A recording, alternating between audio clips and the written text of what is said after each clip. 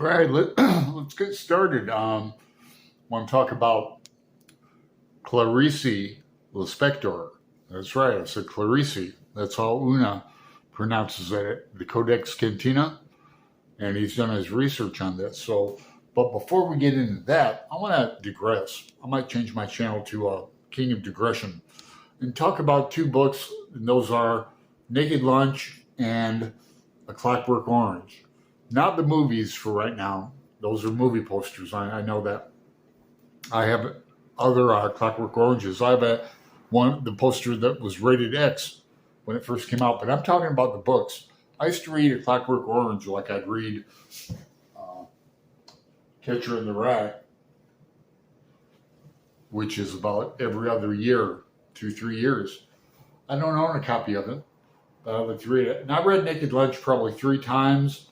I like it because the main character, not Dr. Benway, the other one, gets used to the pesticides and the rat poison. He gets used to it because he's starting it and stuff. I get a chuckle out of that. So I'm going to get a copy of probably next month, as if I'm not reading enough, of A Clockwork Orange with the glossary in the back by Anthony Burgess. Great Joycean, by the way, Anthony Burgess was.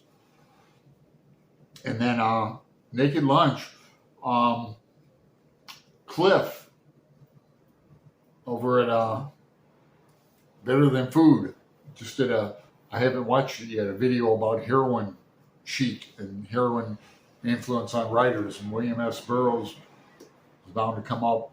I need to watch that. It's in my watch. But let's get to the Hour of the Star and some Clarice. And brings up, this is a reread for me. I read this with our Lispector group on Boxer, which consists of Una and Roz at Scaladeddling about the books. And recently, Fraser Simon. And so we're rereading, and Fraser's going to read for the first time The Passion According to G.H., which is down in the shelf. I only have 2 hands. But we read this book, The Apprentice, or The Book of Pleasures. Now, since rereading, this is her last novel. She died a few months after this. It's a wild novel. I have it annotated a wee bit. I'm going to go through this. This is going to be like a 10-15 minute video because it's a great book. You know, it packs a punch, I like to say it. And after rereading this book today, it only took me a few hours because I read it. This is the Giovanni Ponterio translation, but I also listened to the newer one, Benjamin Moser, on Audible. Put that up here, the screenshot. So kind of the best of both worlds. This is notorious for having these bangs towards the end. And in the Moser, there are explosions. See that bang? Bang, small bang, bang, you know. A lot of Catholic religious references in here, primarily Catholic, like on page 82, there's a Hail Mary full of grace. Serene land of promise, land of forgiveness, time must come. Ora pro nobis, I use myself as a form of knowledge. Reference that with page 19, we have host, to eat communion bread will be to taste the world's indifference and to immerse myself in nothingness. Meantime, I want to walk naked or in rags. I want to experience at least one of the insipid flavors of the host.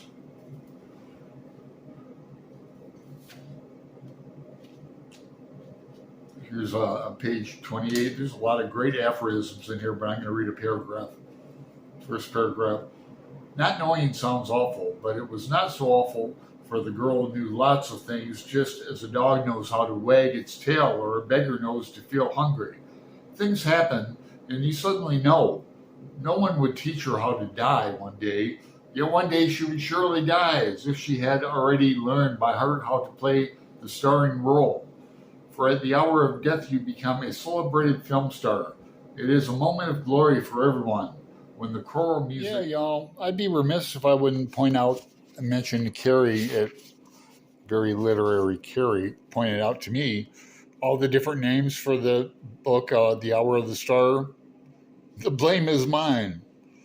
And then look at her autograph. I always thought somebody just put that in, but that's in every book. See, I bet I'm teaching Una something now. All these titles. Or a record of preceding events. It's like got to start working on the wreckage of my future. Repairing the wreckage of my future. A discreet exit by the back door. A tearful tale. I can do nothing. Oh my God. The right to protest. Let her fend for herself. Wow. Clarice. Well, this begs to be reread. You don't read Gene Wolfe, you reread Gene Wolfe.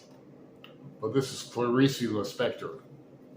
Not knowing sounds awful, but it was not so awful, for the girl knew lots of things. Just as a dog knows how to wag its tail, or a beggar knows how to feel hungry. Things happen and you suddenly know. No one would teach her how to die one day, yet one day she would surely die, as if she had already learned by heart how to play the starring role. For at the hour of death you become a celebrated film star. It is a moment of glory for everyone when the choral music scales to the top notes.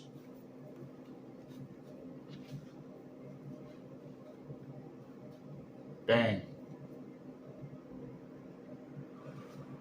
Narrator, writer sex. I have grown weary of literature. Silence alone comforts me. Yet I continue to write. It's because I have nothing more to accomplish in this world except to wait for death, searching for the word in darkness. Searching for the word in darkness. Any little success invades me and puts me in full view of everyone. I long to wallow in the mud. I can scarcely control my need for self-abasement, my craving for lasciviousness and debauchery. My craving for lasciviousness and debauchery. Sin tempts me, forbidden pleasure lures me. I want to be both pig and hen, then kill them and drink their blood. I think about Macabre's vagina, minute yet unexpectedly covered with a thick growth of black hairs. Her vagina was the only vehement sign of her existence. Page 70. Giovanni's translation. That begs to be reread, but not by me. Bang. Perversely. I wouldn't know about that read for nothing. Would you believe me if I told you this is Una, his favorite book by Clarice? True story. Page 58. Macabre, that's the main character, female character. King of Digression. Her short stories wouldn't be called Family Ties for nothing. Her short stories wouldn't be called Family Ties for nothing. She writes a lot about families and relationships, particularly men and women, but relationships with animals too. Macabre had a passion for horror films and musicals. She especially liked films where the women were hanged or shot through the heart with a bullet.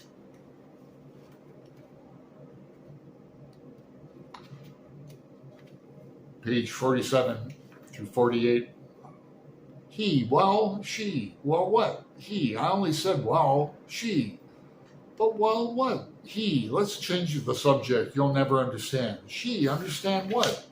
He. Mother of God. Macabre. Let's change the subject at once. She. What shall we talk about then? He. About you. She. Me. He. Why the fuss? Aren't you a human being? Human beings talk about other human beings. She. Forgive me, but I don't understand that I am... am all that human. He, everybody's human. Dear God. She, I never got used to the idea. He, never got used to what? She, I can't explain. He, so, she, he. Look, I'm going. You're a dead loss. She, I can't help being a dead loss. What do you want me to do about it? He, you talk a load of rubbish. Try to talk about something, anything. She, I don't know what to talk about. He, you don't know what? She, he, look, you're getting on my nerves. Let's just shut up. Agreed? She, whatever you say. He, you're really a hopeless case. As for me, I've been... Reminds me of Sam Beckett, who reminds me of James Joyce. Clarice claimed never to have read Joyce. Page 74. Is there any chance of you finding yourself a woman friend? No, madame. You have to do something about your appearance, dearie. Without a touch of glamour, you don't stand a chance. She, I can't explain. He, so, she, so what? Look, I'm going. You're a dead loss.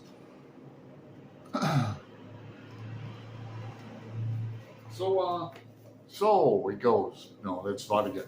So if anyone's interested in reading or rereading The Passion According to G.H., let me know. Look how tattered my book is. I read this. It was snowing, and let's see if I made a note. No, I didn't. I'll make a note this time. I read this, the snowstorm, 2 years ago in Portland. Yep, she's already talking about sin on page 9. Life and death were mine, and I was monstrous.